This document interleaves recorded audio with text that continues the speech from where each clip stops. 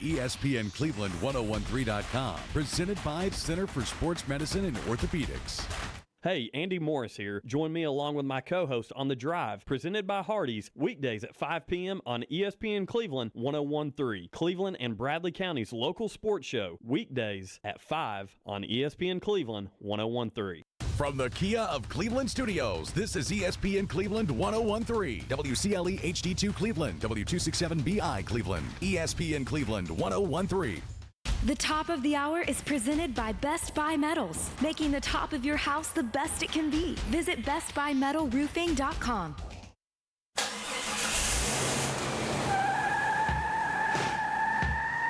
It's time for The Drive on ESPN Cleveland 101.3, presented by Hardees. We will bring you nonstop sports news from the national and local scene and everything in between. So buckle up and join in on the conversation. It's The Drive. Don't take no slide. Good afternoon, ladies and gentlemen. I'm Jacob Mason here on ESPN Cleveland 101.3. And it's time for The Drive. I'm driving solo today, except I've got a new compadre in the sidecar, Mr. E on the keys over there. E, how we doing, buddy? I'm doing fantastic. Probably better than Andy and Jim right now driving up to Sevierville, right? Yeah. And I'll be honest. Jim, great guy. Great dude. Quality dude. The guy that's driving the car, probably not so much.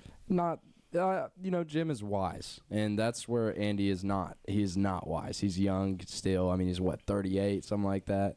He's probably younger than that. I'd probably bump it up. Yeah, 42 maybe. He's getting old. He's getting old. I see some wrinkles in his face every now and then. Gray hairs, yeah. Jim is like 74. And he doesn't even look 74. He looks like 62. But, I mean, like, he told me his age once, and I was shocked. And he's got some wisdom on him. You could see in his hairs.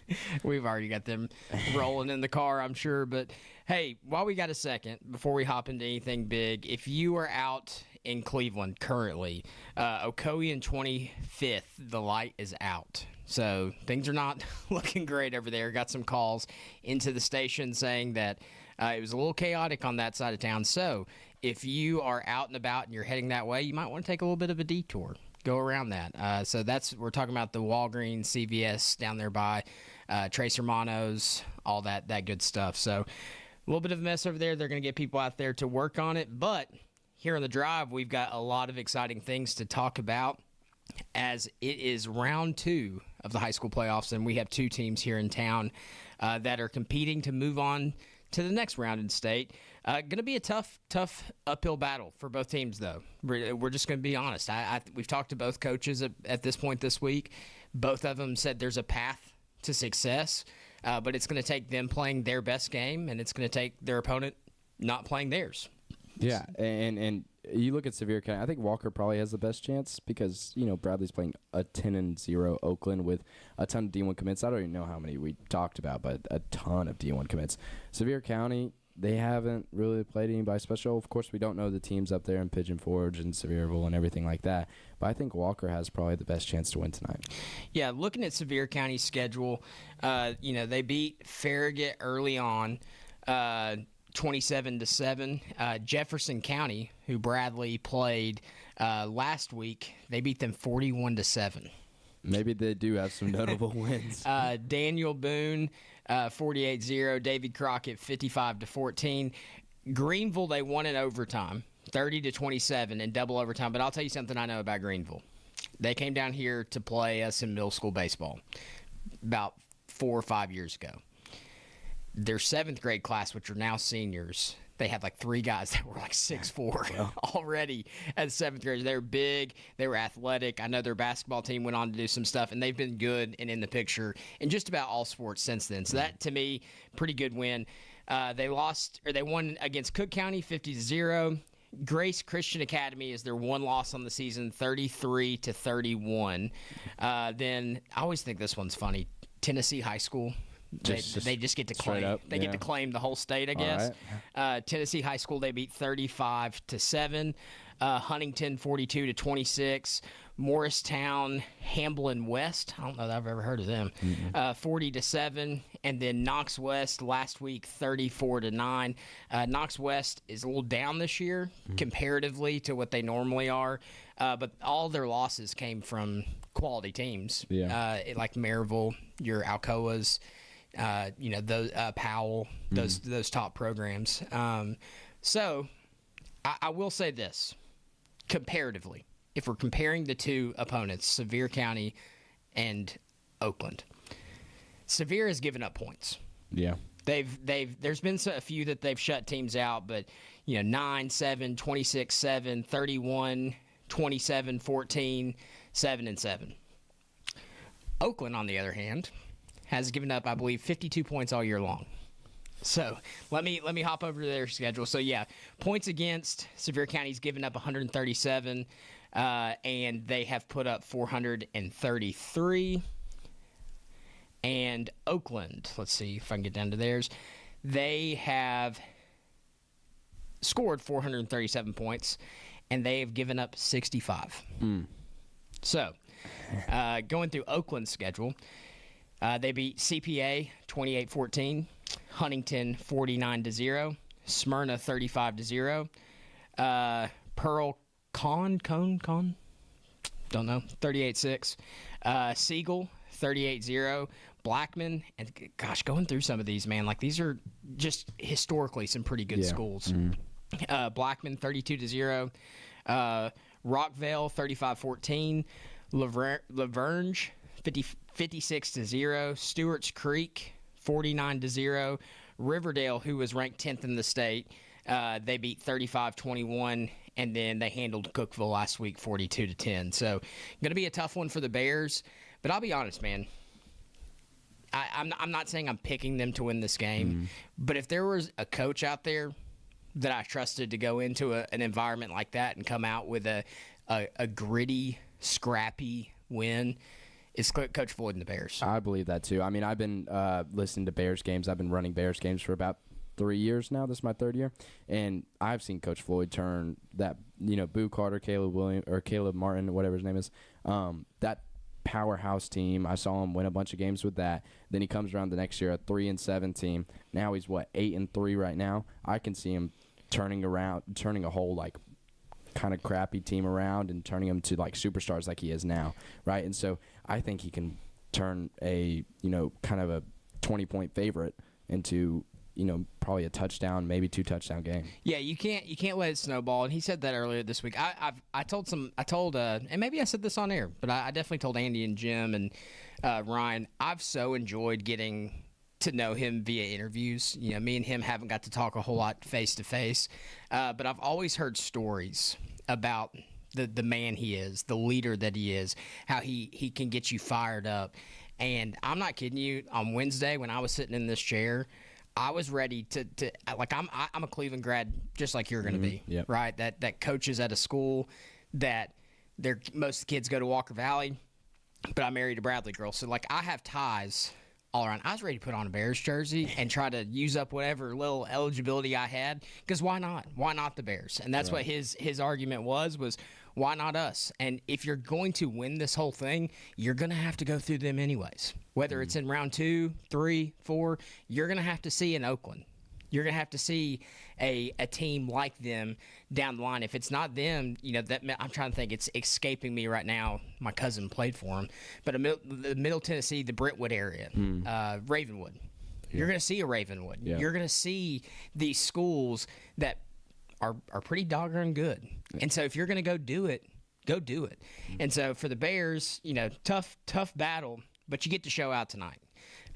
You're going to have the opportunity to play against guys that are going to be playing on Saturdays, and probably a few that are going to play on Sundays as well. They've got some. I think Coach Floyd said 8 on defense, and the 9th just hasn't committed yet. So, it's one of those situations where 8 D1 prospects are going to be out there. And what an opportunity as a high school kid to say, I went and played him. I think back to when Walker Valley went up and played Carnes, and now Bishop is their star back at Tennessee. And, those guys are man, yeah. Like Eli Denton's probably thinking, like, yeah, dude, I used to tackle the guy that's toting the rock for the University of Tennessee. Yeah. Like that's such a cool opportunity and something that you're going to remember forever. So excited for the Bears and their opportunity. Bouncing back to the Mustangs. Again, we've seen that Sevier can give up points. Not to a lot of people, but they can. There's been some opportunities. Like we said, they gave up 137 on the year. So it's going to be one of those battles. Can Walker Valley execute? Can they do and put Sevier County in a bad position? Sevier County's got a guy at the quarterback position that's a Mr. Tennessee football candidate. Yep. It's going to be hard. You know, when you got a guy like that that's basically the point guard distributing the ball, that makes it tough. They've got a pretty good little wide receiver, and then from what I've heard, the front seven, pretty good. I really think it's going to be like a McMinn County, Walker Valley game. High scoring, 56-44 or something like that. I don't know. It went on forever, and they just kept scoring. It's either going to be that or Walker Valley, if they could, win the trench war. If they can win the trench war and pressure that quarterback, I don't know if he's going to do anything. He probably could run. I would think so, because he is Mr. Tennessee candidate. I mean, that's pretty darn good, just really good. And so I say it's either going to be a low-scoring game or it's going to be the highest-scoring game you'll ever see. Yeah, so, you know, Jeremy Jones is the head of the ship there at Walker Valley, and he keeps old Drew Akins employed over there. That's why I'm here sitting at the radio station and having Steve pay me versus them. But if it were me, if it's me, I'm airing it out, man. Yeah, I would say, like Cleveland did. Cleveland did it against, I think, Farragut or Bearden or something like that. It was Bearden. They literally, all the play calls were just having Kaysen air it out to the receivers. And you've seen it. And you saw it last week when, who did Walker Valley play last week? Oklahoma. 93-yard touchdown. Yeah. Sawyer Boyd. I mean, and that was from their 6-yard line. Their own 6-yard line. Just toss it up to Sawyer Boyd. Nobody knew it was going to happen. But, I mean, Chase Stevens is a good enough quarterback to hit that go route, to hit all those posts, hit all those slants. Just let him sling it. I mean, you have good people at running back. You have a bunch of people, whoever the running back. Who's the running back? Are you talking about for Walker Valley? Yeah, Walker Valley. Kaysen Cunningham. See, you have Kaysen Cunningham at running back. You have a decent, solid running back. But you also have really good receivers. Yeah. Right? You have Thavin Scruggs. You have Joseph Arnett. You have Sawyer Boyd. All those guys coming from Cleveland. I know them personally, friends, all great people. You have those great receivers. You got to use them. You got to utilize them. Yeah, I think you definitely have to stay balanced because you have to have the threat of the run. And here's the thing. If they come out like Ray County did against Walker Valley and they give you 5 in the box, from the 20 to the 20, if you're going to give me 5 in the box, I'm going to run it. Mm-hmm. I'm going to take my numbers and say your 5 are going to have to be better than my 5 and let Cunningham tote the rock. Because if you can get me 4 in a cloud of dust, I'm fine with that. You can march down the field with 4. If they give you that, that's fine. But once you get to that 20-yard line, now it's time to say, oh, hey, I've got 3 guys that are 6'4" or better, and you're going to have to double cover one of them. I don't know which one you're going to choose, whichever one you choose, I'm not going to him. I'm going to the other one. Yep. You know, so you've got options there.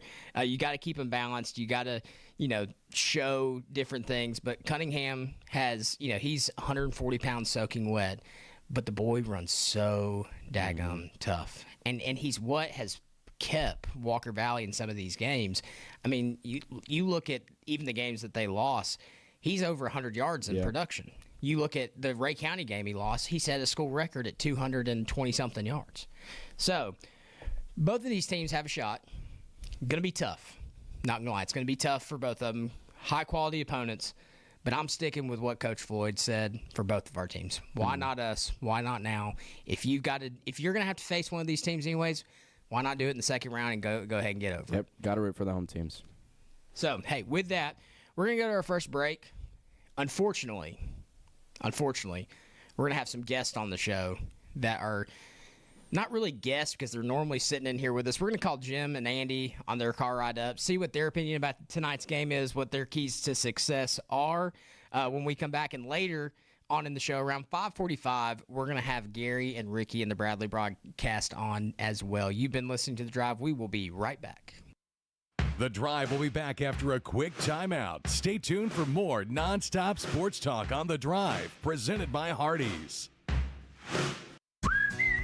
Right now, someone in a Hardee's kitchen is about to warm up your winter with the new grilled cheese bacon burger. Charbroiled 100% Angus beef, bacon, and Swiss and American cheese melting on our soft, buttery sourdough. And our new grilled cheese breakfast sandwich with sausage or bacon and a fried egg. Cozy up to the goodness of the new grilled cheese bacon burger and breakfast sandwich. For a limited time, only at Hardee's. Cinnamon Raisin Biscuits are back. Unwrap them while you can.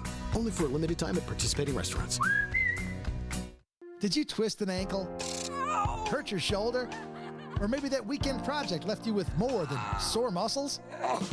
Center for Sports Medicine and Orthopedics is here to help. Our Urgent Ortho Walk-In Clinic in Cleveland is open Monday through Saturday, treating sprains, strains, fractures, and more. No appointment needed. There's no need to drive to Chattanooga for expert orthopedic care. Call, schedule online, or walk in today and get back to moving pain-free. Center for Sports Medicine and Orthopedics. The Center for expert care right when you need it. This Thanksgiving season, all of us at Honda Cleveland just want to say thank you for your trust, your loyalty, and for letting us be part of your journey. We're proud to be a 3-time Honda President's Award winner and a Carfax top-rated lifetime dealer. And it's all because of you. Right now, we're celebrating with special Happy Honda Day savings. Get more for your trade-in. Finance your new Honda from just 2.99% APR and make no payments for 90 days. That's right, no payments for 90 days, so you can keep your cash for the holidays. And don't miss our true certified pre-owned Hondas, too. They're backed by a 3-day return policy, 24/7 roadside assistance, and a powerful warranty. Honda Cleveland, your car, your way, every day. Just off I-75, exit 20, 1 mile east. From all of us at Honda Cleveland, happy Thanksgiving, and we hope to see you soon. This Friday evening, the Walker Valley Mustangs travel to Sevier County for round 2 of the playoffs. And we've got great news for you. You can watch all the action live on MixTV.tv this Friday. You don't have MixTV.tv? It's available for free on the Mix app. You can download it at MyMix1041.com. Walker Valley, Sevier County. Watch the entire game on MixTV.tv. Driven by Mountain View Nissan of Cleveland. Cleveland, the all-new Select Flooring and Remodeling is now open at 5555 North Lee Highway. We carry the top flooring brands you know and trust: Mohawk, Shaw, Engineer Floors, and United Weavers. We also specialize in home remodeling and roofing, delivering quality you can count on. Take advantage of 24 months interest-free credit. Come see us Monday through Friday, 9 to 5, and Saturday, 9 to 2. Call us today at 423-889-3007. That's Select Flooring and Remodeling, 5555 North Lee Highway, Cleveland. From the floors to the roof, we've got you covered. Have you seen what happens when a weed eater gets too close to vinyl siding? Ouch! Choose steel siding from Best Buy Metals, available in board and batten and lap siding options. Permanent siding from Best Buy Metals is custom manufactured to the half-inch for a perfect fit. Stop by a showroom or go to bestbuymetalroof.com to learn how you can protect your structure. Welcome back to The Drive, presented by Hardees. Join the conversation. Text 423-749-1013. You can also listen anywhere on our website, ESPNCleveland1013.com.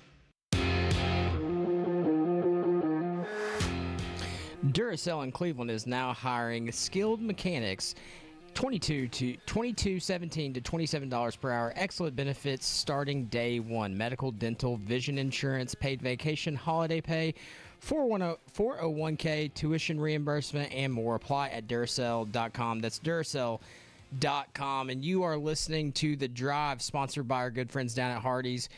We got some guests for you, some unfortunate ones. This might be the shortest segment of the show today, unless Jim somehow kicks Andy out of a moving car. Hopefully it is. Well, hey, way to butcher that Duracell live read that you've only heard a gazillion times. Well, hey, very dyslexic guy over here having to read live reads. It just happens. It happens every once in a while. And I've gotten used to not having to read them. You guys just read them for me, and I press the buttons on the board, and I can hardly do that. is true. That is true. And by the way, I'm not going to kick him out since he is driving. I don't want to get in a wreck, so I'm going to let him at least drive to the parking lot. Well, I've ridden with him, Jim, and you're probably safer with it being a ghost driver. So, but hey, guys, we're excited to have you guys on. You know, normally you're on here with me, but you guys are heading up to Sevier County to call the Walker Valley Sevier County game, round 2 of the playoffs. How excited are you guys? I'm excited, man. Hey, it's Winterfest up here. It's very festive, but man, traffic has been extremely, extremely heavy coming up here. But I tell you what, I think it's going to be a great night for high school football. And like, you know, Andy and I were talking about, Jacob, you know, if Walker Valley plays an A game and then Sevier County plays maybe a B game, I think there's a real chance that the Mustangs come away with a win. But it's going to have to be one of those things that they cannot make a lot of mistakes. If they do, I don't think they've got much of a chance. Yeah, I'd agree with you. You know, you look at the points that they've scored. They've scored over 400. Walker Valley's at 363. They've given up like 150, I believe, and Walker Valley's given up like 173. But the defense has kind of come on strong as of late for the Mustang. It's the offense that has been kind of sputtering, but I think they found some life last week. Andy, what do you think the keys to success for the Mustangs are tonight? Well, listen, obviously you pretty much nailed what we talk enough about this. The 2 losses there against Sequatchie County and Ray County ended your regular season on such a sour note. But the good thing is last week against Tullahoma, your defense continued to do what they've done throughout the entire second half of the season, and it's leave you in these ball games with an opportunity to win. Unfortunately, during those games, you couldn't get it done.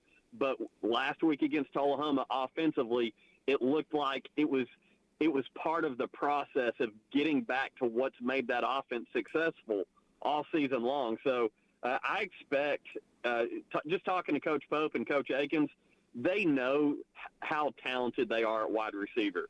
They know how talented that their quarterback is.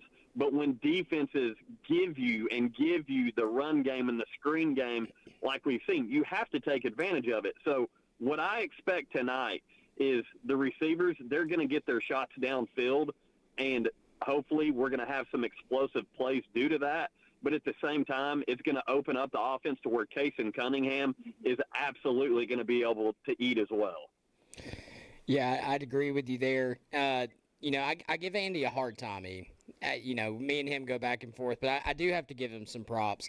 Each week, he sits down, he goes through, you know, who we're playing, the stats, the records, all those kinds of things, prepares, calls the AD, makes sure our spot's good. He does all the hard work. I just show up and look pretty and talk.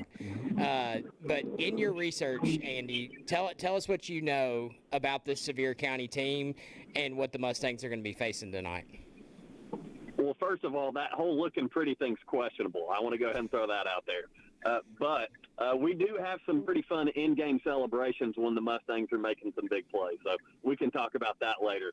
But so just kind of looking at this Smoky Bear team, very talented, defending state champs. They've got a quarterback who's a Tennessee Mr. Football semifinalist, and a lot of people think it has a really good shot to win that award. And he's a dual-threat quarterback. So I actually am very intrigued with the matchup with the Walker Valley linebacking core, trying to contain him tonight.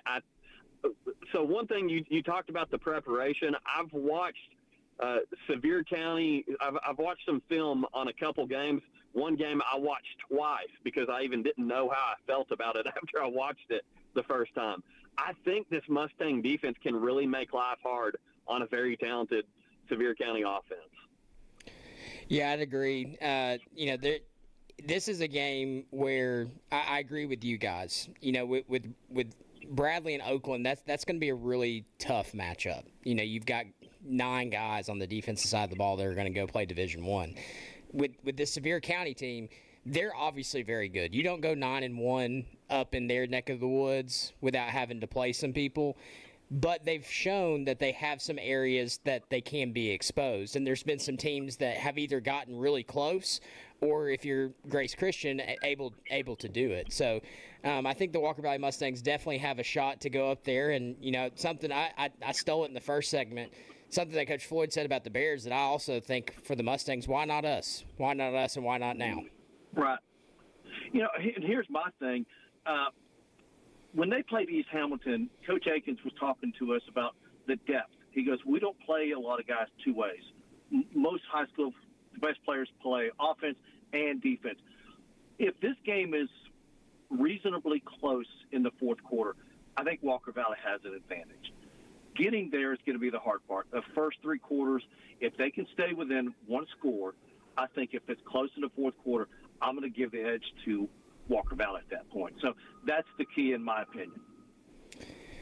Well, guys, we're super excited to hear you guys on the call. Remind our listeners of all the ways that they can listen to Walker Valley tonight. Well, you can listen on the Mix 1041 app. You can also listen on the ESPN Cleveland app as well. We're on Facebook, YouTube, also going to be on mixtv.tv tonight. That's going to be Steve Hartline and Greg Phillips.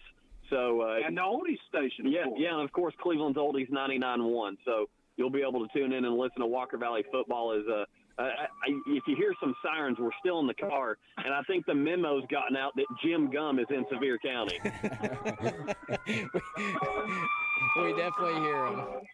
Definitely hear him for sure. Well, hey, you guys be safe. We're excited to hear you on the call, and hopefully we get a Walker Valley Mustang win tonight, and if that's the case, you can give me a call on the Blitz later, too. Me and Jim are switching places right. tonight. You keep Andy Jenkins in line, man, okay? We just switched Andy's this week. Also, make sure he shows up on time, because last week he overslept. He overslept a little bit last week. He did. He was actually, about 10, 15 minutes late? Something like that. I was doing the show solo for a while there, and he finally showed up. Hey, I'm all right. That's good. Did y'all leave enough time to go eat somewhere? Y'all going to stop on the way up? We're up here now. We're about to grab some food, but before we do leave, I want to talk to E.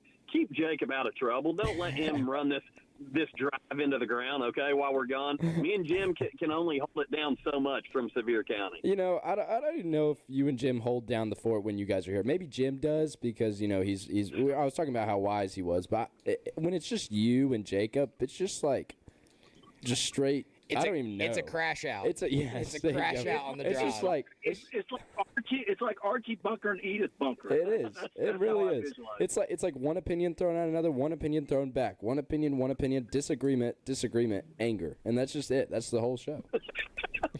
Anger, I like that one. That's what we look like off air normally too. So, well, hey guys, thank you so much for joining us. Good luck tonight. Hopefully, the Walker Valley Mustangs can come back with a win and advance to the third round of the playoffs.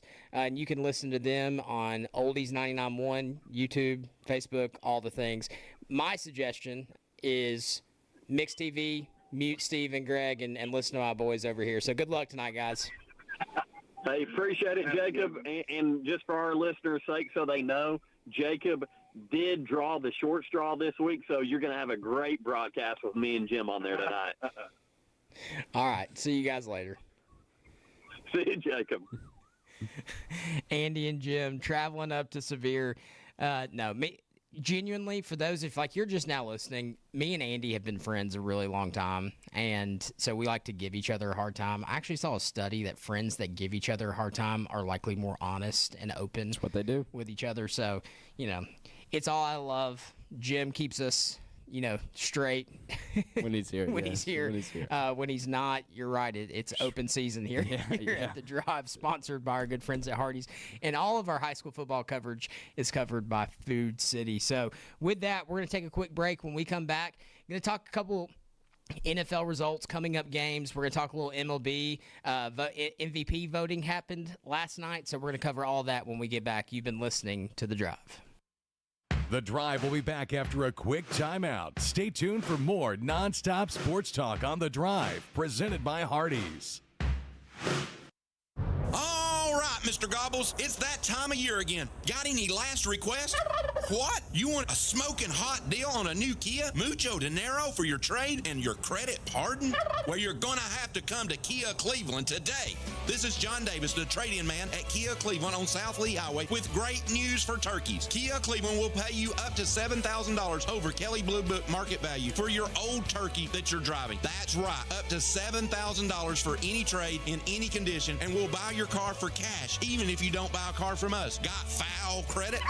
Don't sweat it. Our lenders will say yes to you and yes to your situation. So quit your old car, cold turkey, and get up to $7,000 for any trade in any condition. Come see me, John Davis, at Kia Cleveland on South Lee Highway in beautiful Cleveland, Tennessee, where trading your car is as easy as 1, 2, 3. Negative trade equity finance with a new loan subject to lender approval. Expires month end. From the job site to the showroom, Wholesale Supply has the top brands you trust at the prices that work for your bottom line. With over 30 locations across the Southeast and over 75 years of service, no one supports contractors and communities like we do. Wholesale Supply, built to supply, trusted to deliver. Don Ledford's pre-owned vehicles are being sold for Black Friday pricing all month long. Why wait until the end of the month when you can get these big savings now? Come in and save big on our great selection of over 85 of the finest pre-owned vehicles you'll find anywhere. We have all brands too, including Buick, GMC, Chevrolet, Ford, Jeep, Honda, Hyundai, Mazda, Nissan, Ram Truck, Toyota, and Subaru. There is truly something for everyone. Don Ledford Pre-Owned Trucks and SUVs in Cleveland, the dealership to go to if you're looking for quality, variety, and a dealership you can trust to back up every pre-owned vehicle that they sell. Go online to donledford.com and review the vehicles you're interested in, and then visit our showroom at 4595 North Lee Highway in Cleveland to inspect and test drive your choice. You'll get a great deal during this annual event. So come in today to Don Ledford's Pre-Owned Center in Cleveland, where we've been selling pre-owned vehicles you can trust since 1981. Hurry! This sale ends December 1st, 2025. ESPN Cleveland 101.3 is powered by Duracell. Not all composite decking is the same. Enjoy life's beautiful moments on an equally beautiful composite deck. Envision's products feature deep, non-repeating grains and distinct colors throughout each pour, offering a truly unique appearance unlike anything else on the market. Learn more and find inspiration for your project at Cleveland Plywood. Cleveland Plywood Company, 2700 20th Street Northeast in Cleveland. Mix 1041 and Honda of Cleveland are teaming up to give one deserving teacher in our local area the chance to win a 2025 Honda Civic LX. Nominate your favorite teacher at mymix1041.com or on the Mix 1041 app. Hey Cleveland, are you suffering from fatigue, low sex drive, or just not feeling like yourself? Optimize You is the answer that you have been looking for. Our team is here to listen and help you become the best version of yourself again. So find us online at OptimizeYouCenters.com. That's OptimizeYouCenters.com. Welcome back to The Drive, presented by Hardees. Join the conversation. Text 423-749-1013. You can also listen anywhere on our website, ESPNCleveland1013.com.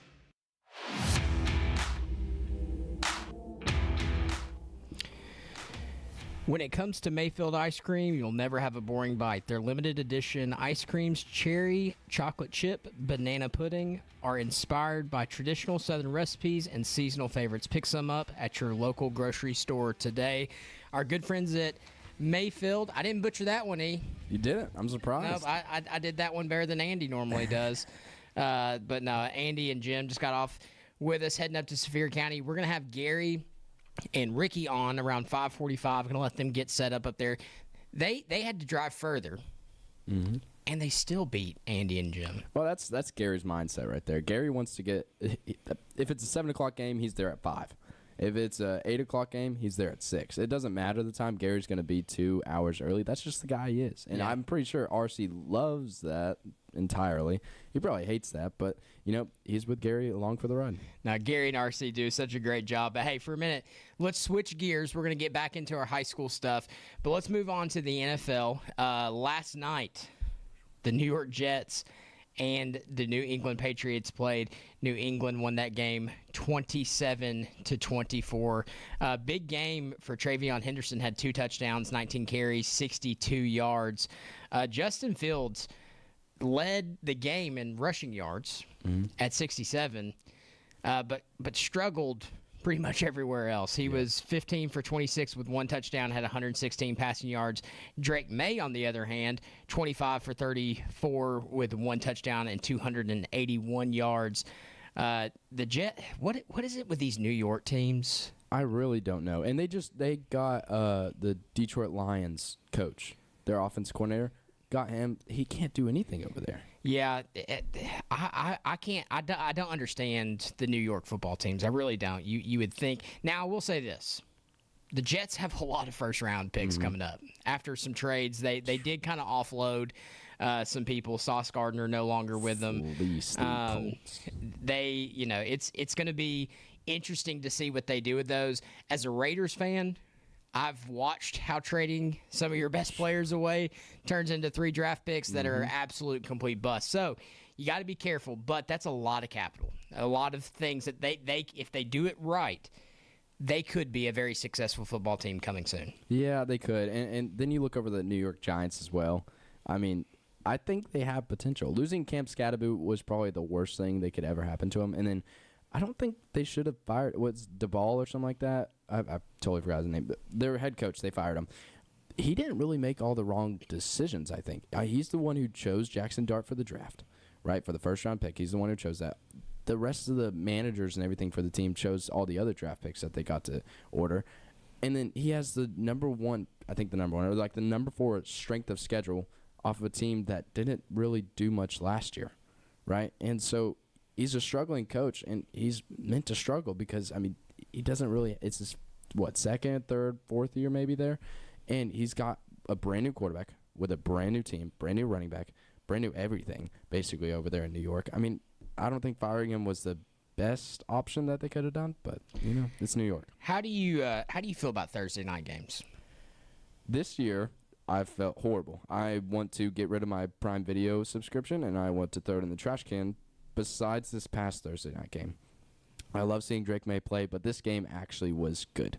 You had last week's game, which it wasn't Green Bay and Philadelphia, was it? No, that was Monday. Last week was the Raiders. Oh, Raiders and Broncos? Yes, which was horrendous. Which was a crap show. Yeah. 10-7, I think, or something like that. And then Monday night game was 10-7 with the 2 best teams in the league, arguably 2 best teams in the league.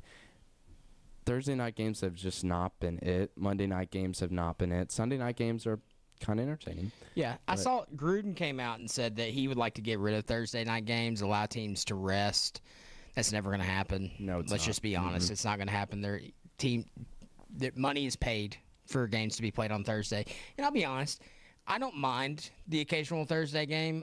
At this point, I've kind of set my expectation that it's low, but it's football on a Thursday night. You know what I'm saying? Like, it's you're getting some action, and there are some good Thursday night games, but it feels like the Thursday night game normally is a drag to me. Yeah. But, because you're coming off short rest. You're normally playing on Sunday and turning around and playing again on Thursday. That's just tough. But I think later in the season it will be way better. Right now, we're in week 11? I think week 11. We're in week 11 this week. I have no idea. I have no idea either. But we're somewhere around there. 10, 11, we're in double digits. I do know that. I'm 10-0 in fantasy, so we're going to 11, week 11. 10-0? Yeah, is this like a 4-man league? Or? No, man. I'm in a 12-man league, and I went double RB hero, and I took Jonathan Taylor, Saquon Barkley with my first 2 picks, and then turned around and got McBride, who has been the number 1 tight end. So I have the number 1 running back, the number 1 tight end, and I have Smith and Jigba on my team, who number 1 wide receiver. Number 1 wide receiver. So it's been feast, and when others famine, Jonathan Taylor feasts some more. So it's been awesome. I think fantasy has taught me not to gamble because of the luck aspect of it and the luck aspect of gambling as well. Because I think I am 3-7 in like 5. I'm in 5 leagues right now. I think I'm 3-7 or lower in all 5 of those leagues. Maybe I'm just bad, but I don't think my teams are that bad. And it's just all luck with NFL. And I don't know, the way this season's going, it's just so unpredictable. Yeah, my other leagues we're not going to talk about. We're just going to focus on that 10-0 league. But hey, talking about some games coming up, got the Falcons kind of on a little bit of a slide right now. They've lost their last 4 games. 49ers 20-10, Dolphins 34-10. Patriots 24-23, and then the Colts 35-25. That Colts game showed you some life, though. That Patriots game showed you some life. They should have won that. They should have won. I agree. They've gotten better in the weeks, and they're playing the Panthers, who the Panthers currently are sitting 5-5. 5-5. Atlanta's 3-6. Atlanta is favored in this game, so it's going to be interesting to see. Let me go back over here. I think we said it was a 5.5-point favorite. Yes. So you've got Atlanta. They're sitting at a 3.5-point favorite. So expecting a close one there in Atlanta. Some big games this week. Tampa Bay, Buffalo. Baker Mayfield going up against Josh Allen. That's a good one. 5.5 spread is leaning Buffalo. The Tennessee Titans are taking on Houston. Houston is only a 5.5-point favorite in that one, which really, in the NFL, all these games are close. It's not normal. Like a 5.5 favorite is like, hey, like this team's probably going to win. That's kind of their thought process there. Let's see. Cincinnati and Pittsburgh. I'm going to have to ask old Ricky about that one. I know Joe Burrow's back. He's a big – I did not know that. Yep. He's back. Joey B coming back. I bet you Ricky's hoping that his Pittsburgh Steelers can take it to them. A big one, though, for me. Seattle's playing really good football. They are. Playing really good football. Seattle at the Los Angeles Rams. I believe I saw the Rams come out with a different jersey combo in this. The Rams are a 3.5-point favorite there. But Seattle, man, I don't know. That's going to be a really good game going up against Matthew Stafford. You know a crazy stat about Matthew Stafford? He's the highest completion rate? He is finally 500 in his career. Wow. And, he played with the Lions for forever. And I asked somebody, do you think he's a Hall of Fame quarterback? And the consensus is yes. But it's hard when he's only won, he won a Super Bowl. Yeah. He was an MVP in it. So if he can make a run at this thing again, I think he solidifies himself. To me, he is. He's a Hall of Famer.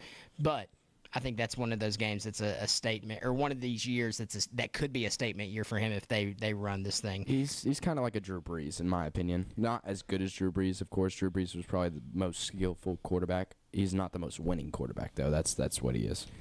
So then Baltimore and Cleveland are going to play. That's a 7.5-point favorite, leaning Baltimore. Kansas City and Denver. My thoughts on Denver. They are like another college team. I'm going to leave this one off. We're going to talk about it later. They are the most untested contender in this whole field. Does your college team start with a T? No. Okay. Making sure. They're the most uncontested team in this whole field. 95% of the teams that they have beaten have a 3-6, 2-7 type record. They beat the Eagles, which was a good win, but the Eagles were kind of a rock and roller coaster there for a little bit. So I think versus Kansas City, Patrick Mahomes, that's a big game. Kansas City is favorited in that game, and it is at Denver. So Kansas City is a 3.5-point favorite. Detroit at the Eagles is the night game on Peacock, NBC and Peacock. Detroit and the Philadelphia Eagles. That's going to be a good one, I think. I don't know. I don't know how to feel about that one. I love my Philly Dogs. I think they play really stout defense. But Detroit's head coach makes me want to, like... Dan Campbell? Yes, dude.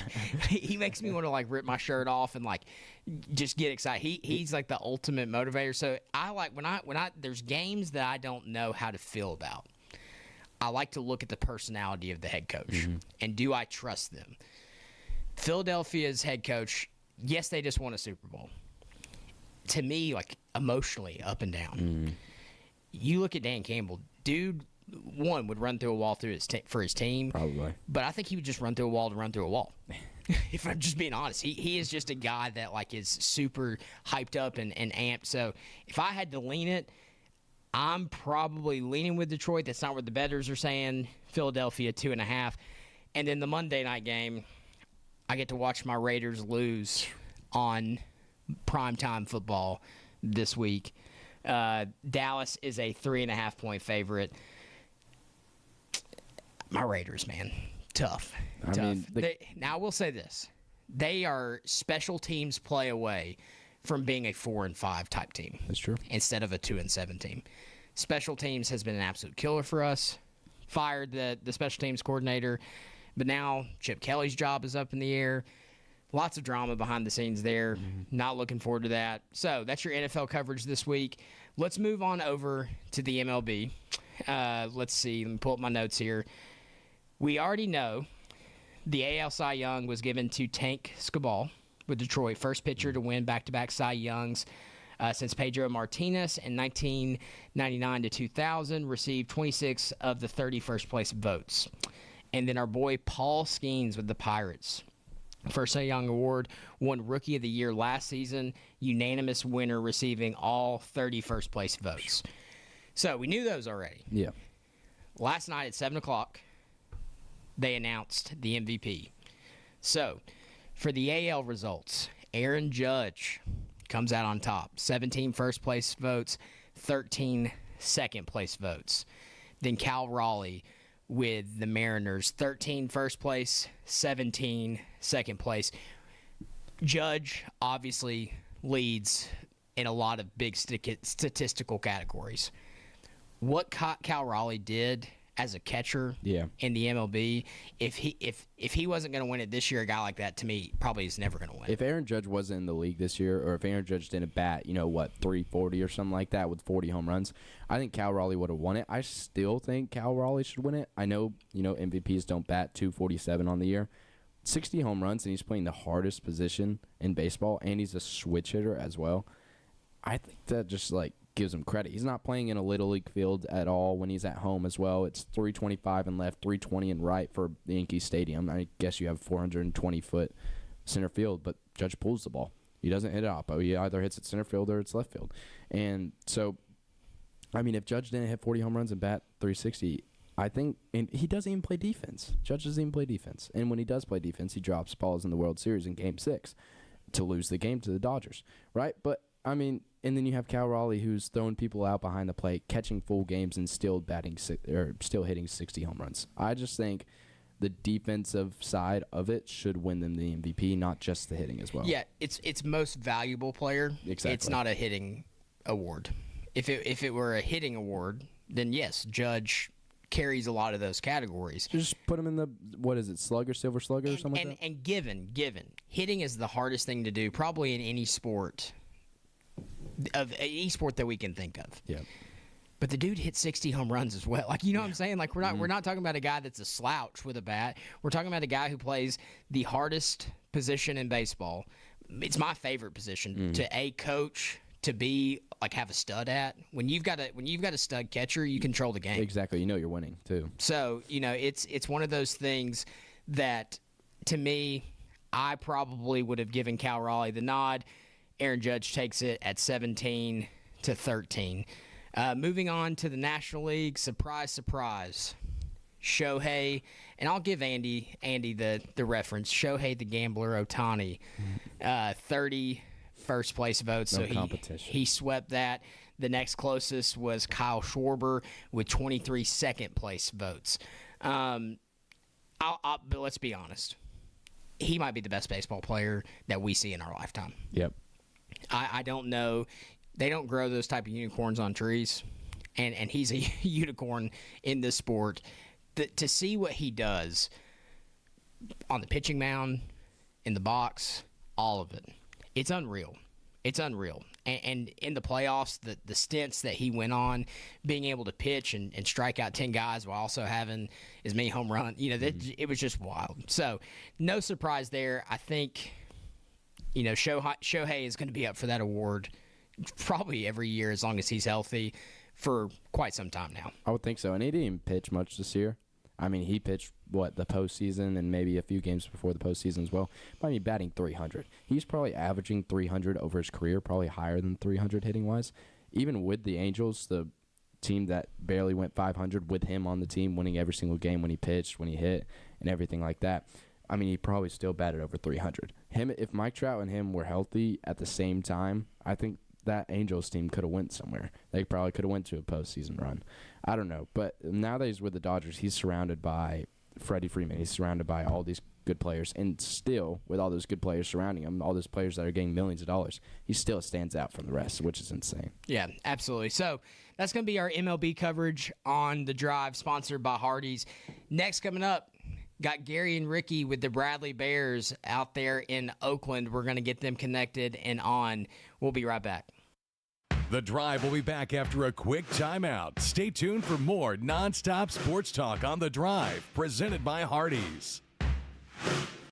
It's time for a Don Ledford of Cleveland traffic update on ESPN Cleveland 101.3. Don Ledford Chevrolet Buick GMC, located on North Lee Highway in Cleveland. Or visit donledford.com for details. Don Ledford, where we say yes. It's on-time traffic with Commander Chuck.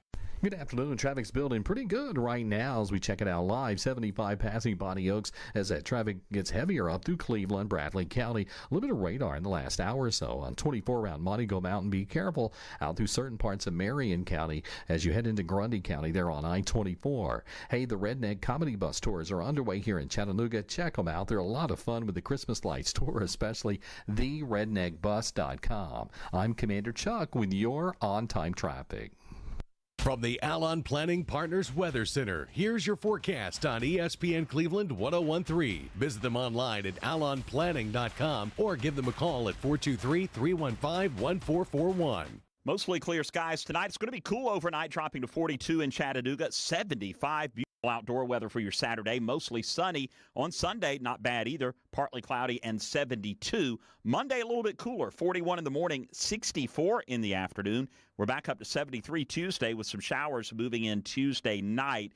Partly cloudy, back into the low 70s on Wednesday and Thursday. More rain Friday night. Download the Local 3 weather app, free for iPhone and Android. I'm Chief Meteorologist David Carnes for the Local 3 Storm Alert Team. Your current Milligan Vane temperature is 67 degrees. MilliganVane.com. Right now, someone in a Hardee's kitchen is about to warm up your winter with the new grilled cheese bacon burger. Charbroiled 100% Angus beef, bacon, and Swiss and American cheese melting on our soft, buttery sourdough. And our new grilled cheese breakfast sandwich with sausage or bacon and a fried egg. Cozy up to the goodness of the new grilled cheese bacon burger and breakfast sandwich. For a limited time, only at Hardee's. Cinnamon Raisin Biscuits are back. Unwrap them while you can. Only for a limited time at participating restaurants. Welcome back to The Drive, presented by Hardees. Join the conversation. Text 423-749-1013. You can also listen anywhere on our website, ESPNCleveland1013.com.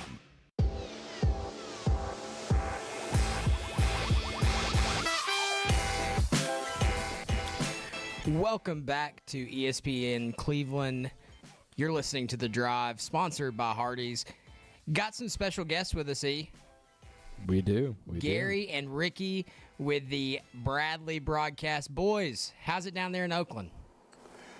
Very nice weather. It's beautiful compared to some games we have seen. We're here and we're looking out over their field here. It's an artificial turf course at Oakland, home of the Patriots, and they're very proud of what they've got here. They're a very, very, very good, strong team. We know we'll have our hands full in every way you can think tonight. And been talking to some folks here, and they're glad to have us here. And even the AD was talking to said, well, we've not looked real good lately. Yeah. And said if we're playing good, we put it all together. Said we're very, very good, and we agree with that. But the Bears, we've gone from 3-7 to 8-3. It's just been a really good year already. But you want to keep playing, and especially for the seniors. Yeah. And RC, you've been there. You've worn that jersey for the last time. You don't want this to be the last time. And it's one of those things, somebody's going to end their season tonight. That's right. That's right. Yeah. Guys, it's a little spooky when you pull into a high school like this and you see all those state champions banners that are hanging up, and they've got their indoor facility, and, this is a good program here, and we're going to have our hands full tonight. And we've also got tonight, DB is hosting Blackman out of our same group of 6A schools, while Maryville is hosting Riverdale. We're here with Oakland, and Green Hill is hosting Science Hill. So there's the upper bracket that consists of Bradley and our regions that we're involved with. And you pick one of those. There's no, this time of year that you're in the Sweet 16, there's no gimmies for any of these teams. And just a matter of who can put it together. And The Bears are going to have to play a near-perfect game, and they're going to have to fight through any adversity may come up. That's what Damon was saying earlier in the week. You'll hear his interview a little bit later on about how things work. And just never give up, never panic. And when things are not going right, forget about that play and move on. So it's going to be fun. It's the kind of games that you live for, to broadcast and play in. That's what you live for, guys. That's right. For sure. We had Andy and Jim on earlier, and we kind of talked about what the keys of success would look like for Walker Valley to go up to Sevier County and win that game. You guys have called their games all season long. Gary Lord, you've called them forever. What are the keys to Bradley going up to Oakland 11-0 and walking out of there with a W tonight? Well, it's the same keys that I hear. It's just sort of a mantra that Damon has each week. We cannot have turnovers, unnecessary penalties, things of that nature, and you cannot panic when things don't go right. He says, get what you can get, go to the next play. If it don't work out, you can't dwell on that, because if you dwell on that, it gets in your mind, and then you get in this panic mode, or you get anxious or whatever, and before you know it, you're trying to play from behind all the time. As he always says, we can't play behind the chains, which means stop the penalties, which we seem to be plagued with from time to time, just like last week. Every big play, it seemed like we had Jefferson County. You look back down the field, and here's a flag waiting to be calling it back, But RC, that's my take on it. Yeah, I think we have to force turnovers, and that's going to be one big recipe for this game. I mean, any guy that knows football, anybody that knows football, understands you got to take the football away and you got to protect the football. So in order for us to have a chance in this game, we've got to protect the football, got to force turnovers, we got to run the ball, you got to control the clock. You gotta win possession downs. So what that means, you got to get off on third downs. You got to be able to get first downs. So this is a talented Oakland team. We all know what. They've got all these D1 commits all over the field, and but we're here. So we got to play the game, and we're gonna be ready to get after it. So I think another thing is the kids got to play free, right? So it's easy to walk out on this field, see this see the Patriots in the end zone, see the Jordan thing up on the scoreboard, and get spooked.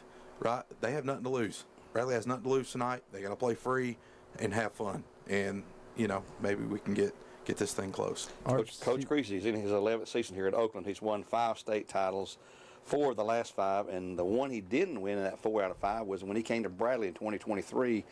They did beat us, but then they lost to Houston the next week. And Coach Creasy has lost 23 games in 11 years here. Think about that. He's lost 23 games in 11 years. Here at Oakland at Powerhouse 6A School, and he's won 5 titles here, 3 at Trousdale County, where he came from, to Oakland. So the guy knows what he's doing. They've got 9 D1 commits out there on the field, one of which is going to Tennessee, the wide receiver, and one is which going to Ole Miss, the running back. That's Tut and Wyatt. So you'll hear their names a lot tonight. And it's a little different from what most schools do. They rotate quarterbacks every single play. Yeah. And one of them's a freshman. That's crazy. So that is crazy. That's what you're faced with. Yeah. We're talking about rotating quarterbacks, and we're talking about, Ole Miss running backs. RC, I have a very good question for you. Since you're amazing coach and all, I know Damon Floyd probably already has a game plan for this game, because he's probably a way better coach than you. Not to dog on you or anything like that, okay. but it's okay. What would your game plan be going into this game against Oakland? Yeah, well, for one, I think you got to run the football. You got to control the time of possession. And you got to get after the quarterback on defense. So if we're not getting after it, and this kid's got all day to throw, he's got all these weapons out on the field, he's just going to pick you apart. They're going to get up, they're going to get first downs, they're going to get possession downs, they're going to win those things, and you just cannot let that happen. When you get on third down, third and long, third and short, you got to get off the field.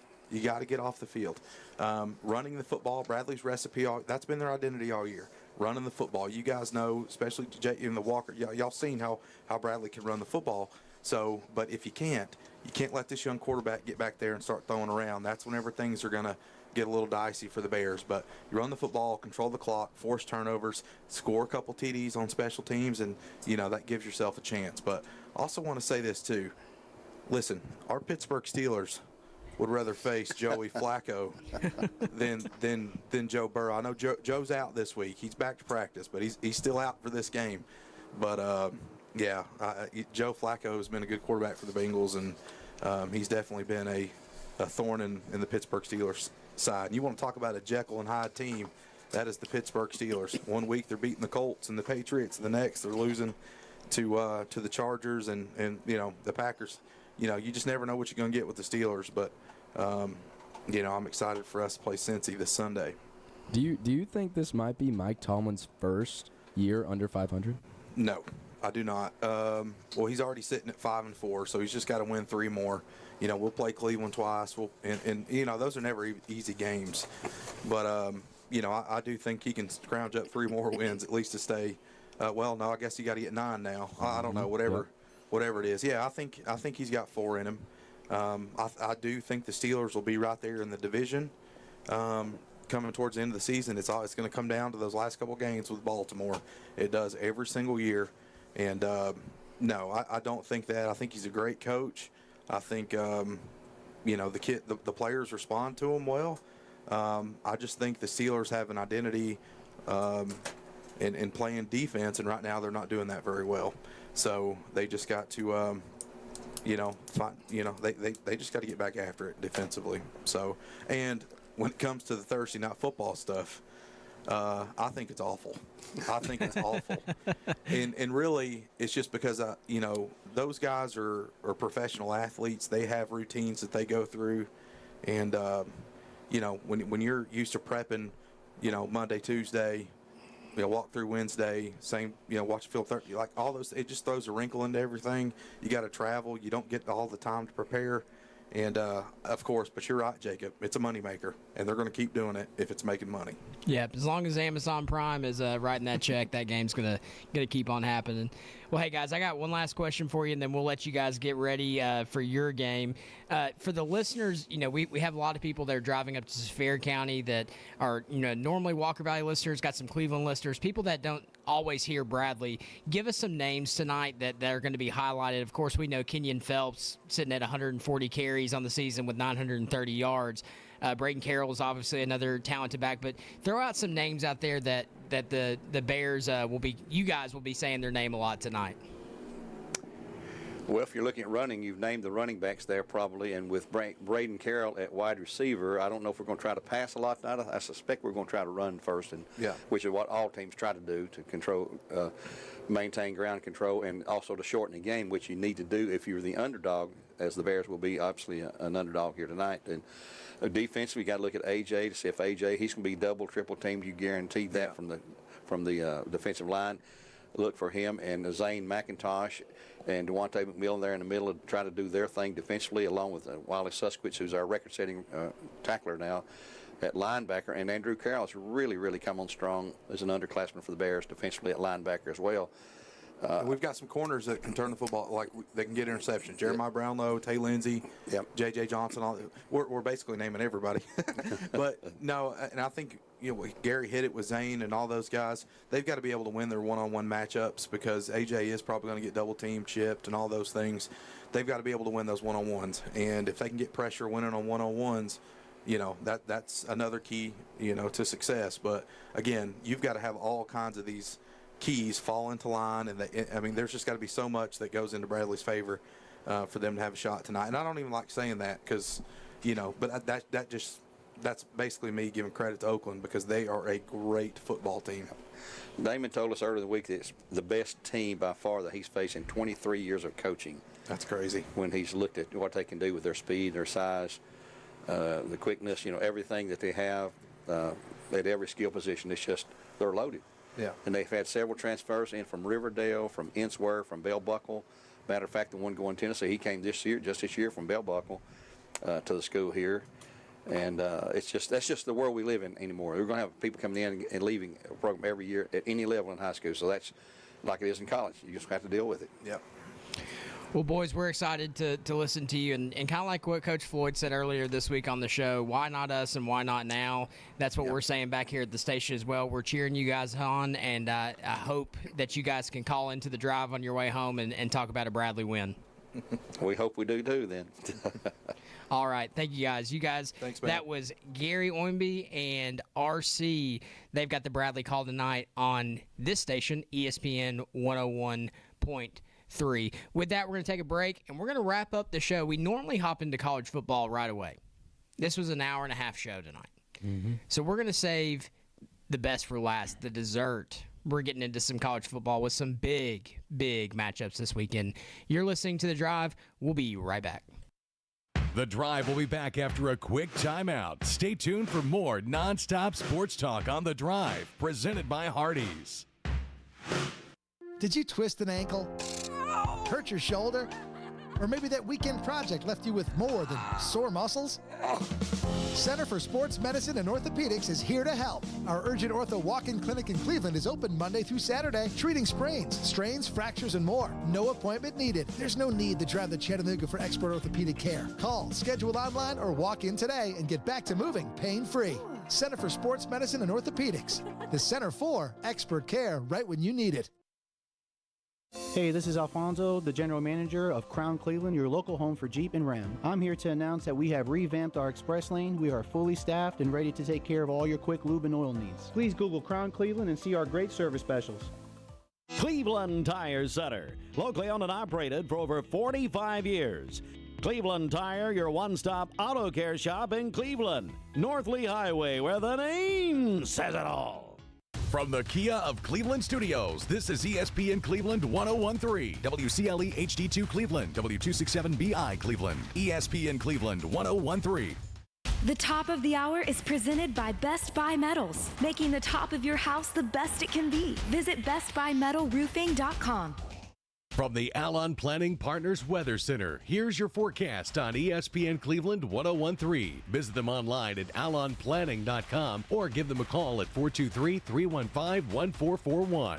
Mostly clear skies tonight. It's going to be cool overnight, dropping to 42 in Chattanooga, 75. Beautiful outdoor weather for your Saturday. Mostly sunny. On Sunday, not bad either. Partly cloudy and 72. Monday, cooler, 41 in the morning, 64 in the afternoon. We're back up to 73 Tuesday with some showers moving in Tuesday night. Partly cloudy, back into the low 70s on Wednesday and Thursday. More rain Friday night. Download the Local 3 weather app, free for iPhone and Android. I'm Chief Meteorologist David Carnes for the Local 3 Storm Alert Team. Welcome back to The Drive, presented by Hardees. Join the conversation. Text 423-749-1013. You can also listen anywhere on our website, ESPNCleveland1013.com.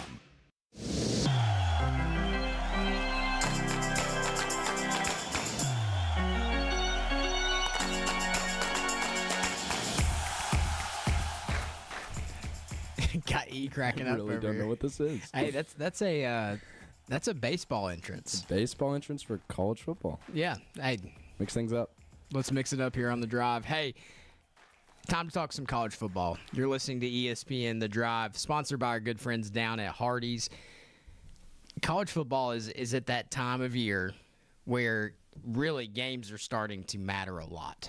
And I say that because my Georgia Bulldogs have a big one this weekend. Texas.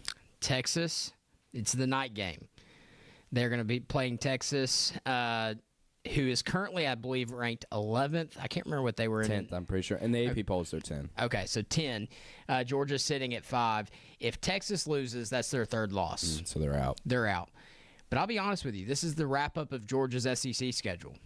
If you want any chance of going to the SEC championship game, if you want to extend your chances to either host or not be in a win it or go home against Georgia Tech in a rivalry game down in Mercedes-Benz, this is a big game for them as well. So Georgia, Texas, the primetime game on ABC, 7:30. That's a big one. Let's just throw it over to Andy's team. Another big game this weekend. College game day. Going to be present there. Notre Dame ranked number 9 against number 22 Pitt. Both are sitting at 7-2. A game that Notre Dame's got to win as well. They have to win, and if they don't win, they're probably pushed out of the playoffs because they already have what, 2 losses? 2 losses. Yeah, So, they're at win or go home. I think even if they had 1 loss, they would be pushed out because of their strength of schedule and who they played. I don't think they played that many great teams. I think Andy already started his car and is driving back down here to fight you. Now, I do think for the rest of the season they're on that we got to win to stay in. And how everything's playing out, there was a scenario where I thought Notre Dame could win out and not get in. How everything's playing out, I think if they continue to win, they're sitting comfortably in. Some other big games. Our Tennessee Vols are taking on New Mexico State. That's close. That'll be close. That'll be a extremely tight one. No, Tennessee looking to bounce back after that Oklahoma loss. Heupel clearly frustrated. You could tell in his interviews. We talked about the Boo Carter stuff last week. Was asked about that. He wasn't very pleased with what he saw from Boo's effort level. He didn't step on the field defensively much either. We talked about the potential of him finding a new home next year. We'll have to wait for the offseason to see that. Tonight, though, you have Clemson and Louisville. I picked Clemson to upset Florida State last week. I say upset. Yeah. It was the trash can bowl. Who was going to win that game? Clemson was at home. Even though they've been losing at home, I still picked them, and they ended up winning that game. They're sitting at 4-5 against Louisville at 7-2. So again, Louisville, I guess there's a shot for them to win themselves in the ACC. I think there's still a path. Who's the top in the ACC? Is it Miami? Right now, I think it's still Georgia Tech. Georgia Tech. Oh yeah, that's right. They only have one loss. And then it's Miami second, I guess. No, they have two losses. There you go. So there's a path. I don't know what that – and they would be sitting over Miami because they did beat Miami. Yeah. But Louisville, another must-win game to try to keep yourself in. Really, at this point in the season, most of these games are. Indiana's going to take on Wisconsin. Not really. Tough one, man. 3-6 Wisconsin, just like the rest of their schedule. And Jim doesn't agree with me, but Jim's not here, so he can't say anything. Texas A&M taking on South Carolina. Texas A&M sitting at 9-0 still. The number 3 team in the country, arguably, I think they could have an argument for 1 or 2. I think they're 2, but that's just me. So they're sitting at 9-0 on the season. Michigan and Northwestern, 7-2 versus a 5-4. A game that we normally wouldn't talk about, but ever since this expansion, we're going to talk about it. South Florida versus Navy. Both teams sit at 7-2. South Florida looking to inch their way into that 12 spot. They beat Florida earlier this year. A must-win game for them if they want to continue with their playoff hopes. Yeah, and if they're in the 12 spot, don't they play your Georgia Dogs if they're in the 12 spot? If Georgia stay, I like it. Sorry. In that Alabama sweatshirt, I'm loving it. No, yeah, if Georgia stayed at 5, they would slide in there at that 12 spot. Another big game in the SEC, though, Alabama at Oklahoma. Do you think there's a path where Oklahoma comes in and to the tee and wins this game? There's a chance, I would say. If DeBoer's wearing, are they in Oklahoma or are they at Tuscaloosa? They're in Tuscaloosa. Okay. Well, you already have home field advantage big time because Tuscaloosa. It's Alabama's field. But then if Kevin DeBoer's wearing his black hoodie or his black sweatshirt or whatever he's got on, I think we win that game. But this is either going to be a close game or it's going to be like a Texas-Oklahoma game where Oklahoma does nothing and our defense and special teams just prevail over them. So it's either going to be a special teams defense game or it's going to be a complete offensive, just neck-and-neck game. I think Oklahoma will put up a fight against Alabama, though. Yeah, Oklahoma's front seven is definitely tough. Honestly, one of the better defensive line units in the country, in my opinion. Alabama, though, in my opinion, there was a stretch where I felt like they were the hottest team in the country. Yep. Where I thought they were the best team in the country, really from when they played Georgia on. Last week against LSU, didn't look super great against an LSU. At the end of the day, good LSU defense, kind of. Yeah, it's a good rivalry game, regardless of what LSU is doing. LSU had a week off, got a new coach. As an Alabama staff, you don't know what you're preparing for.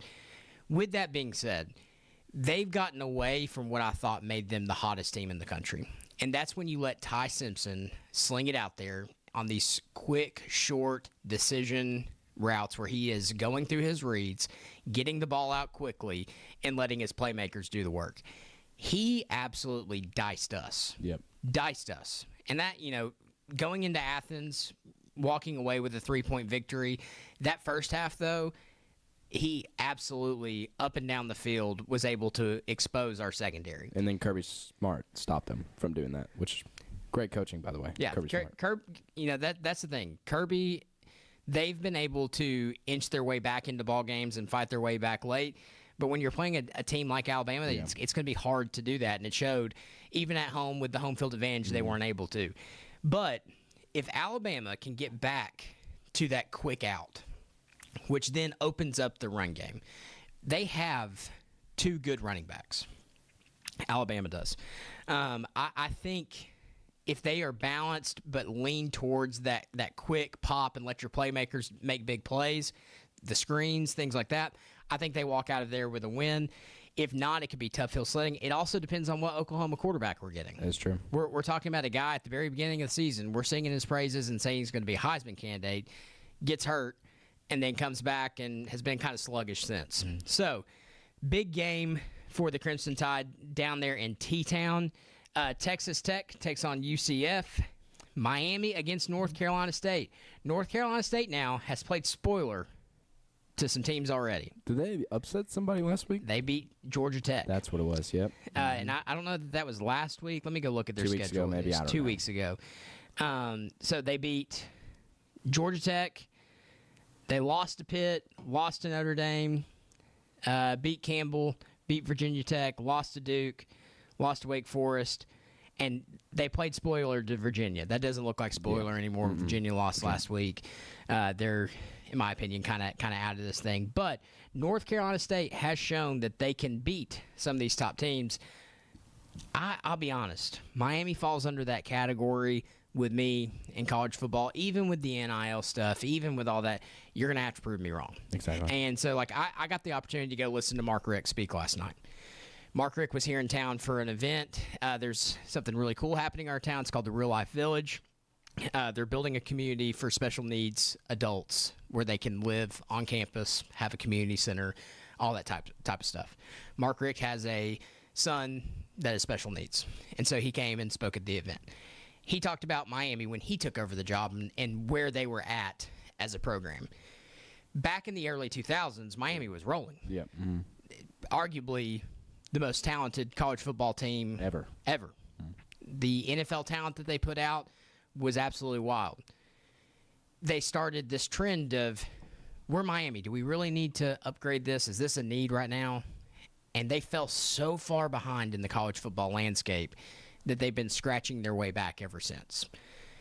So, to me, I've watched Miami do this year in and year out. They come out hot. They look good. Then they find a way to start losing ball games, whether it's time management, whether it's Carson Beck throwing 4 interceptions and then blaming it on play calling and route running. You want to talk about somebody that doesn't miss him at all and didn't miss him at the start of the season, so I don't want people to say, oh, I bet you at the beginning. No.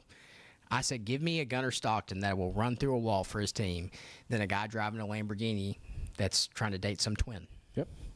To me, he was distracted. He was more of a cancer, and his post-interview stuff has kind of showed me that. So, that might be my upset of the week.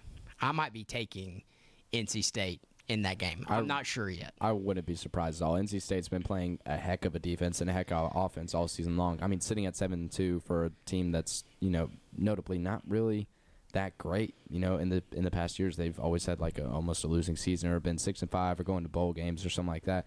The NC State defense is kind of looking like a, South Florida team. South Florida coming in upsetting Florida. South Florida upsetting this team. South Florida last year almost beating Alabama at that point, and that just shocked everybody. It's kind of like a South Florida team. It's kind of like a sneaky team, a sneaky underdog team, and I think they could probably do it. All right, I'm about to hand you my phone for this next game.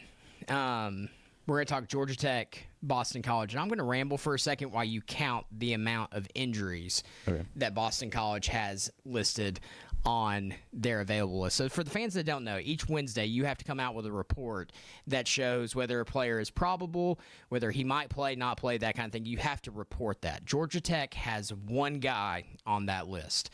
He's not even done counting, folks.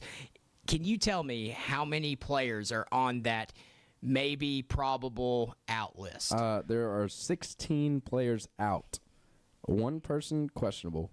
And it's eight people probable on Boston College. You want to talk about a team that is beat? It's 25 people. 25. Goodness gracious. 25 of your 85-man roster is dealing with some issues there. So Boston College and Georgia Tech, I think Georgia Tech rolls with that one pretty easily. Iowa, USC. This is a big game for Notre Dame's resume, if I'm just being honest. If Notre Dame wants to have a game that still continues to be up there, and USC can go beat a ranked Iowa team. That's a big win for them. I think Iowa's defense just is so solidified and is always so good every year. They produce defensive players, they produce special teams players, and they produce tight ends, and that's all they produce. They brought in a North Dakota State quarterback from the FCS, brought him in, and he hasn't been playing too well, but he's been putting up some points. Now, I will say this. They figured out how to score points in Iowa. They really did. They figured out this year they did. They figured out that there is an offensive side of the ball that does put up points. It's not just punt, field goal. It's not. They put up 34 in the first game, 47, 38, 37, 41. It's the games that they've lost, those 3 losses, they were only able to put up 16. Now, that was a weather game in Oregon. They were only able to put up 10 against somebody. 15 against Indiana. They lost that game 20-15. That's what it was. And then they lost to Iowa State when they only scored 13. So the games that they've lost have been the games that they haven't been able to put up points on the board. So that's where their offensive struggles do continue. But they have figured out, there is an offensive side of the ball, and we can play it. So Virginia at Duke.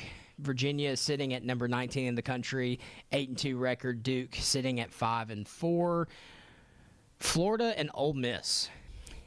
This game to me is almost kind of comical. Yeah. Because if you're Florida, you want to win this game for multiple reasons.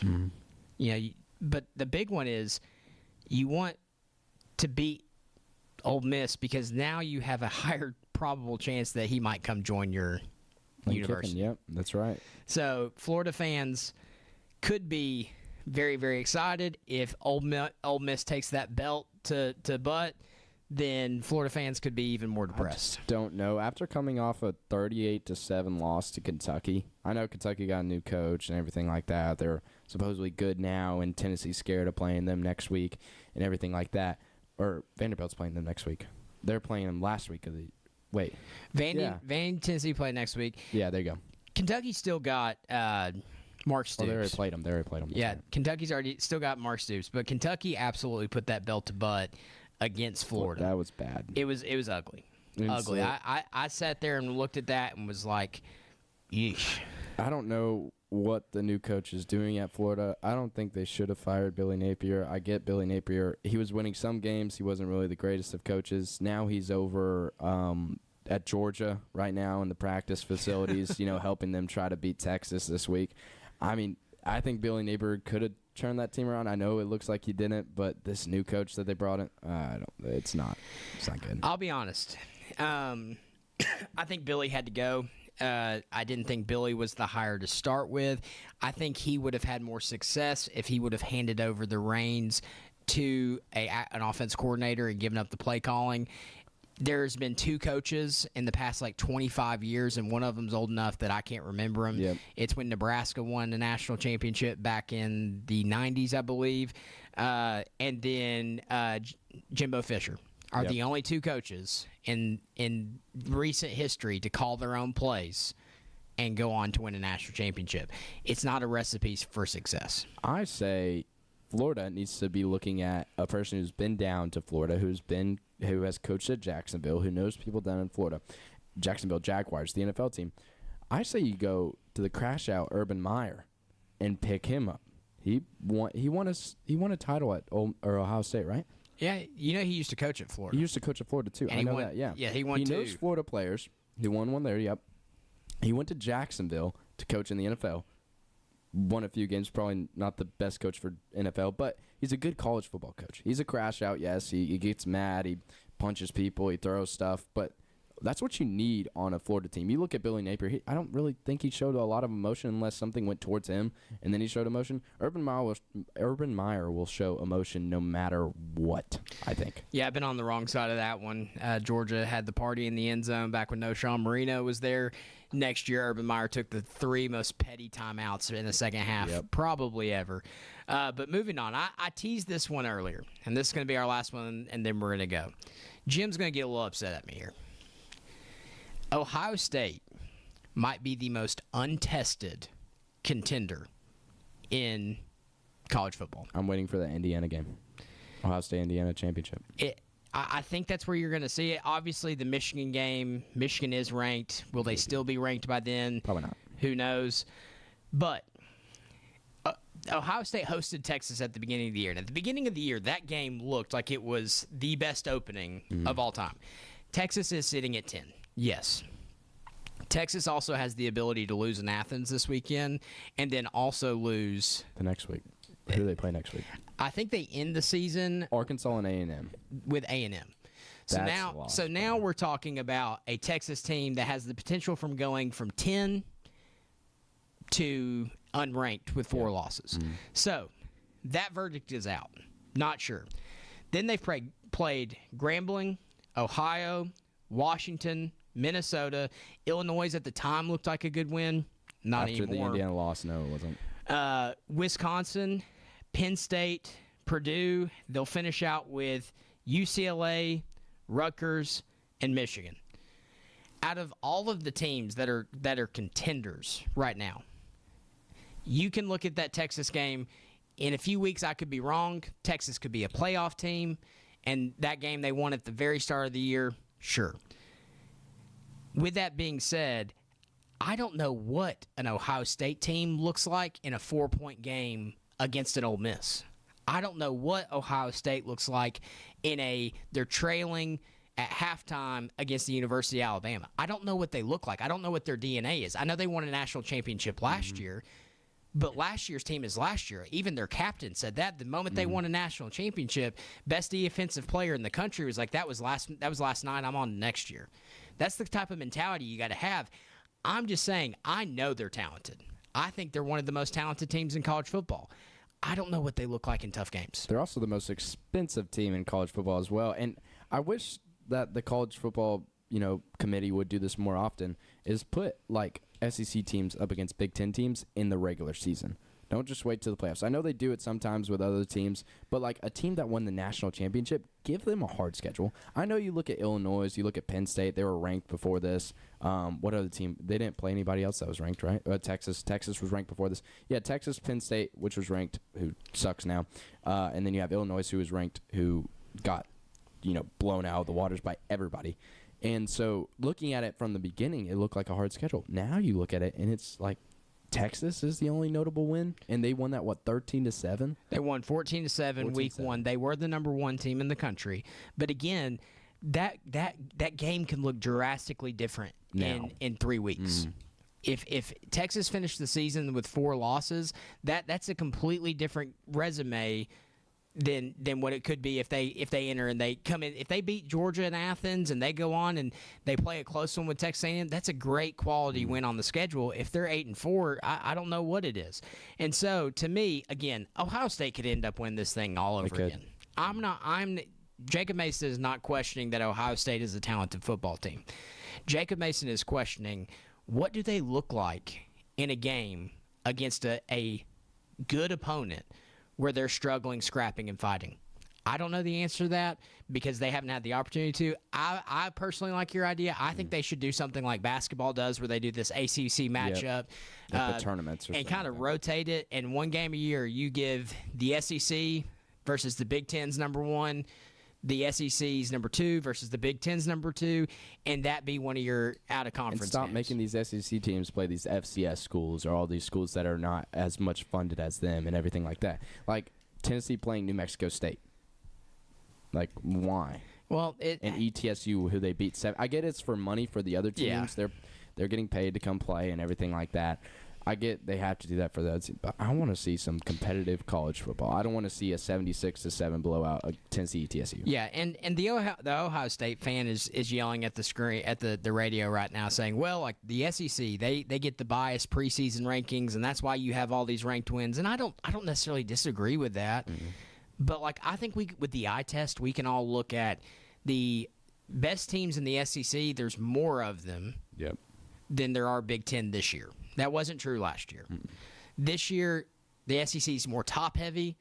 It has more good teams, I guess I could say, and the Big Ten is a little top-heavy. You got Indiana, Ohio State, and Oregon. And then after that, I don't know.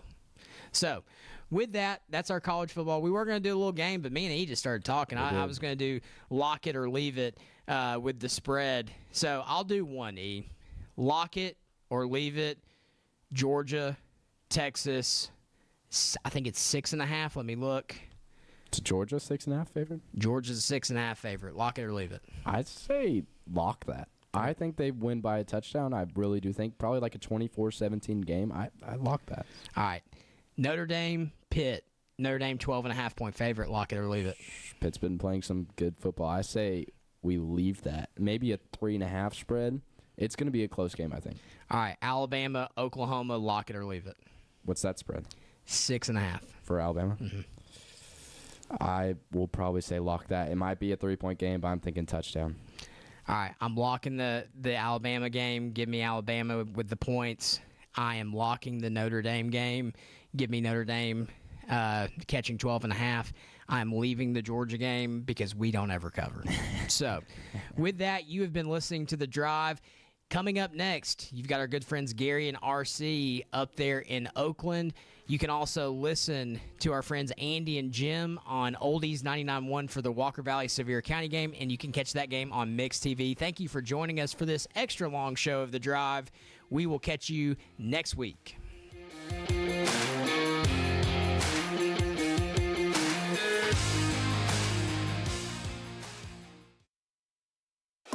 Mix 104.1 and Honda of Cleveland are teaming up to give one deserving teacher in our local area the chance to win a 2025 Honda Civic LX. Nominate your favorite teacher at mymix1041.com or on the Mix 1041 app.